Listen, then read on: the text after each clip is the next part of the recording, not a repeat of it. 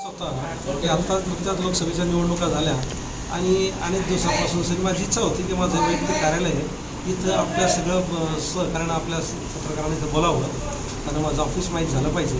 आणि या ठिकाणी मी मुद्दामच बोलले की पत्रकार परिषदेने काही नाही पण एक औपचारिक चर्चा आपल्यासोबत करावी, की एक चांगल्या पद्धतीचं यश आमच्या राष्ट्रवादी काँग्रेस पक्षाला पवार साहेबांच्या नेतृत्वाखाली, जयंत पाटलांच्या नेतृत्वाखाली, दादांच्या नेतृत्वाखाली राज्यात मिळालं आणि त्याचा एक आनंद आमच्या कार्यकर्त्यात आहे, मोठा उत्साह आहे. आणि आता आम्ही आजपासून या कामाला आम्ही सुरुवात करतो आहे की 11 तारखेपासून जिल्ह्याचा दौरा करतो आहे, ग्रामीण भागात जातो आहे, शेतकऱ्याच्या बांधावर थेट जाणार आहे. तसेच वर्धापन दिन 10 तारखेला आहे आणि त्याच्या आधी परत आम्ही कामात गुंतू, भेट होणार नाही, म्हणून आपल्याशी भेट व्हावी, चर्चा व्हावी आणि हा आमचा जो काही आनंद आहे तर हा आनंद द्विगुणित करण्यासाठी आपण सगळे एकत्र भेटावं, हा असा आमचा आज खरा उद्देश होता. आणि आता भविष्यामध्ये आम्ही उद्यापासून 11 तारखेपासून वर्धापन दिन झाला की 11 तारखेपासून आम्ही विधानसभेच्या तयारी लागणार आहोत. आम्ही आजपर्यंत आमच्या पदाधिकाऱ्यांनी, कार्यकर्त्यांनी ग्रामीणमध्ये बूथ कमिट्या मोठ्या प्रमाणात केल्या, परंतु ज्या काही ठिकाणी राहिल्या असतील त्याचा गावगाव जाऊन आढावा घेणं, तसंच शेतकऱ्याला भेटणं, शेतीच्या बांधावर जाणं, शेतकऱ्या जाऊन त्यांच्या ज्या अडचणी आहेत त्याच्या संदर्भात आम्ही 27 तारखेला जिल्हाधिकाऱ्यांना निवेदन दिलंच आहे की आमचं म्हणणंच आहे की देशात सोडू द्या पण राज्यामध्ये संपूर्ण कर्जमाफी या शेतकऱ्याला मिळाली पाहिजे. आता अनेक आमच्या जवळच्या शेतकऱ्यांनी या ठिकाणी आत्महत्या केल्यात. आमच्या एका कार्यकर्त्याने आत्महत्या केली पिंपळखुट्याला, लाडसांगीजवळ, तर त्याचं तेच कर्ज झालं होतं. आणि आता शेतकऱ्याची मोठी अडचण अशी आहे की त्यांच्याकडे आता शेती करायला करायला शेतीला पैसा नाही आहे. तो पैसा शेतीला नसल्यामुळे ते बँका त्यांना आता कर्ज द्यायला तयार नाही.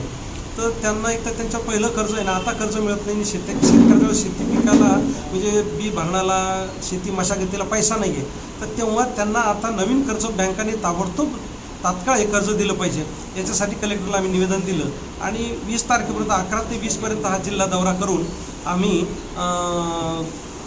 आयुक्तालयासमोर आंदोलन छेडणार आहे की सर तोपर्यंत आम्ही त्यांना पत्र दिलंच आहे पण कर्जमाफी झाली नाही, शेतकऱ्याला जर ताबडतोब नवीन कर्ज मिळालं नाही तर त्या प्रश्नासाठी विभागीय आयुक्तालयासमोर आम्ही जिल्हा राष्ट्रवादी काँग्रेस पार्टी शरदचंद्र पवारांच्या वतीने मोठं आंदोलन छेडणार आहे. असे अनेक शेतकरी आमच्या संपर्कात, रोज मला कमीत कमी 10 तरी शेतकऱ्यांचे फोन येत असतात किंवा या बँकेत कर्ज फाईल केली, कर्ज देत नाही, उद्या शेती कशी करायची. अनेक ठिकाणी आम्ही असं शेती गहाणखत करून दिलं, गहाणखत करून दिल्यानंतर मॉर्गेज करून घेतल्यावर 3-3 महिने जर बँका कर्ज देत नसतील तर शेतकरी आत्महत्या करायची नाही तर काय करतात, आंदोलन करणार. तर त्याच्यासाठी मोठं आंदोलन करणार आहे आणि आम्ही त्याच्यासाठी आव्हान करतो शेतकऱ्यांना की ज्या शेतकऱ्याला त्रास होत असेल, ज्या शेतकऱ्याला बँक कर्ज देत नसतील किंवा जो शेतकरी आता आत्महत्येचा विचार करत असेल तर त्यांनी आम्हाला संपर्क करावा. जिल्हा राष्ट्रवादी काँग्रेस पक्षाला, मी जिल्हाध्यक्ष, आमचे कार्याध्यक्ष, आमचे शफीकभाई आहेत, आम्हाला त्यांनी संपर्क करावा. त्यांची मदत आम्ही निश्चितपणाने या ठिकाणी करू, त्यांना त्यांच्या अडचणी सोडवण्याचा आम्ही या ठिकाणी निश्चित प्रयत्न करू. कारण आमच्या 10 जूनच्या वर्धापन दिनानिमित्त हेच आम्ही आहे की शेतकऱ्याचे प्रश्न, फक्त आम्हाला शेतकऱ्याचे प्रश्न घेऊन पुढे जायचे. आणि माझी इच्छा होती की मी असं वैयक्तिक आपल्याशी कधी असं आपण भेटलो असेल ना, राष्ट्रवादी भवनला सतत भेटलो आणि काही कुठे भेटलं असं, बाहेर कार्यक्रम झाला, आंदोलन झालं, हे झालं, तर त्याच्यामुळे माझा एक उद्देश होता, माझं स्वतःचं वैयक्तिक ऑफिस आहे, एखादं आपलीच मंडळी, तुम्ही आमचे सहकार्य करणारी मंडळी नेहमीची, तर ती थोडीशी आपल्या ऑफिसला आली पाहिजे असं इथं. पुन्हा हा एक उद्देश होता इथं बसण्याचा, तुम्हाला इथं बोलवण्याचा. आणि दुसरा मुद्दा असा होता की आता निवडणुका झाल्या, आतापर्यंत काय होतं की आमचे पक्ष 2 वेगवेगळे झाले आणि तेव्हापासून म्हणजे शिवसेना अडचणीत होती, राष्ट्रवादी पवार साहेब अडचणीत होते, सगळ्यात पुढे मोठे संकट आव्हानं होती. परंतु हे आव्हानं असताना आता पक्ष उद्या काय होईल असं प्रत्येकाच्या मनात येत होतं की भविष्य कसं होईल आता यांचं. याच्यात सगळ्यात भारताचं, महाराष्ट्राचं सगळ्याचं लक्ष होतं. भारतीय जनता पक्षाला वाटत होतं किंवा पहिल्यांदा काही नसेल, परंतु शरद पवारांची मुलगी आहे सुप्रियाताई सुळे, तर सुप्रियाताई सुळेला आपल्याला काढायचं आहे. हा प्रयत्न मोठ्या प्रमाणामध्ये विरोधी पक्षाने केला, भारतीय जनता पक्षाने त्यांच्या सत्ता असलेल्या पक्षाने, आणि हा सगळा प्रयत्न करून पक्ष फोडून त्यांनी जो प्रयत्न केला तर त्याच्या आपण लक्षात आलं की जेव्हा आता लोकसभेचे निकाल लागले, तर निकाल लागल्यानंतर त्यांच्या लक्षात आलं की नाही बाबा आता इथं हे शक्य नाही. अजित पवारला एवढं आपण सोबत घेतलं तर अजित पवारमध्ये त्यांचं नुकसान झालं. आणि सुनील तटकरे अजित पवारांचे निवडून आले तर ते फक्त त्यांच्या स्वतःच्या याच्यावरती तिथून आले, ते काही पक्ष म्हणून आले नाही का अजित पवारची खूप मोठी ताकद होती म्हणून आले नाही. हा एक एवढं एक उदाहरण त्याच्यासाठी झाले. लोकसभा झाल्या, परंतु आम्ही आता 11 तारखेपासून सनी याच्यात लिहिलंच आहे आम्ही की जिल्हा दौरा आम्ही करतोय. आता मी जिल्हाध्यक्ष कार्याध्यक्ष त्या ज्या तालुक्यातून त्या तालुक्यातले जिल्ह्याचे पदाधिकारी आणि तिथले तालुकाध्यक्ष आणि असे म्हणून मी जिल्हा दौरा करणार आहे आणि थेट शेतकऱ्याच्या बांधावर प्रश्न आता शेतकऱ्याचेच आहेत. पुन्हा मी थेट शेतकऱ्याच्या बांधावर जाणार आहे आणि त्यांचे प्रश्न आम्ही समजून घेतले की मागच्या मला वाटतं 27/5ला आम्ही कलेक्टर ऑफिसला कलेक्टरला एक निवेदन दिलं आणि त्या निवेदनाची कॉपी याला जोडायची होती पूर्ण आपण तर ते निवेदन दिलं. त्या निवेदनामध्ये आम्ही आत्ता मागच्या वर्षी खूप पाऊस कमी होता मराठवाड्यामध्ये तर वाईट परिस्थिती झाली. पाऊस कमी असल्यामुळे आता खूप मोठा दुष्काळ आहे ग्रामीण भागात सुरू सध्या. परंतु सगळं लोकसभेचं जे वातावरण झालं त्या लोकसभेच्या वातावरणात या शेतकऱ्याच्या प्रश्नाकडे कोणी लक्ष द्यायला तयार नाही.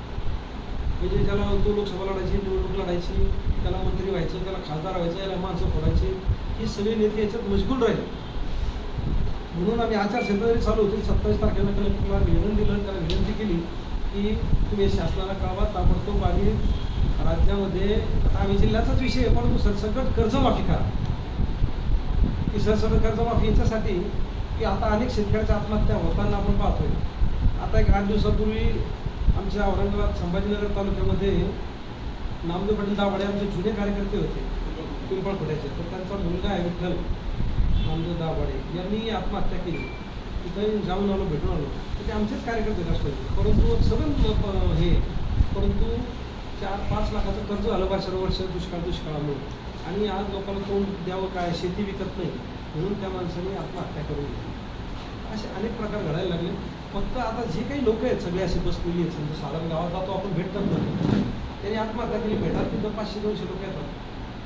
परंतु ही सगळी लोक कर्जबाजारी असायला आणि ही लोक कर्जबाजारी असल्यामुळं ही सुद्धा त्याच विवंचनीत आहे. मला लोकांचं कर्ज द्यायचं मी देऊ शकत नाही तर फक्त ते समाजाचे हितामुळे लोकांना ते सांगत नाही माझ्यावर कर्ज आहे म्हणून. पण असंच कधीतरी मनाला जास्त झालं तर आत्महत्याच करतील असे खूप लोक येतात सध्या. त्याच्यामध्ये आमची सगळ्यात मोठी मागणी आहे की या कोणत्याही सरकार राज्य सरकार केंद्र सरकार यांनी या जनतेची सरसकट कर्जमाफी केली पाहिजे. त्याच्यात कोणतेही त्यांनी किंतु परंतु लावू नये. आता आणि दुसरा प्रश्न आहे की आता शेतीच दिवस आले आता पाऊस पडतोय परंतु त्याच्याकडे शेती मशागतीला पैसे नाही त्याच्याकडे वावर नांगराला पैसे नाहीत खताला पैसे नाही बियाला पैसे नाही. तर ह्या शासनाने आणि त्याचं ते आता बी भरण जर कुठून कर्ज घेऊन घेतलं तर बोगस बी बियाणं मोठ्या प्रमाणात मिळतं. ते बोगस बी बियाणं जिथं काही विकलं जातं याच्यावरती धाडी टाकून या शासनाने ते जप्त केलं पाहिजे. त्याच्यावर कारवाई गुन्हे दाखल केले पाहिजे त्या दुकानदारावरती आणि शेतकऱ्याला मुबलक प्रमाणामध्ये बी बियाणं खते औषधं हे उपलब्ध करून दिले पाहिजे. किमतीलाच दिले पाहिजे. आणखी मी आम्हाला आढावा घेऊ आणि निवेदन कलेक्टरला दिलं असेल त्याची कॉपी ऐकायला दिलेलीच आहे ऑलरेडी त्याच्यातून तुम्हाला कॉपी देतो. तर त्याच्यानंतर आम्ही एवढं तीव्र आंदोलन करणार त्याच्या काळात जर यांनी काही निर्णय नाही घेतला आता शेतकऱ्यासाठी हा जूनमध्येच जून अखेरपर्यंत आम्ही आंदोलन करणार आहे 30 जूनच्या आतमध्ये. नाही तर खूप शेतकरी मारताना दिसतील आता पुढच्या तुम्हाला सांगतो मी याच्या एवढा जर जून गेला जून जुलै ऑगस्टमध्ये बघा तुम्हाला इतके वाईट परिणाम दिसतील.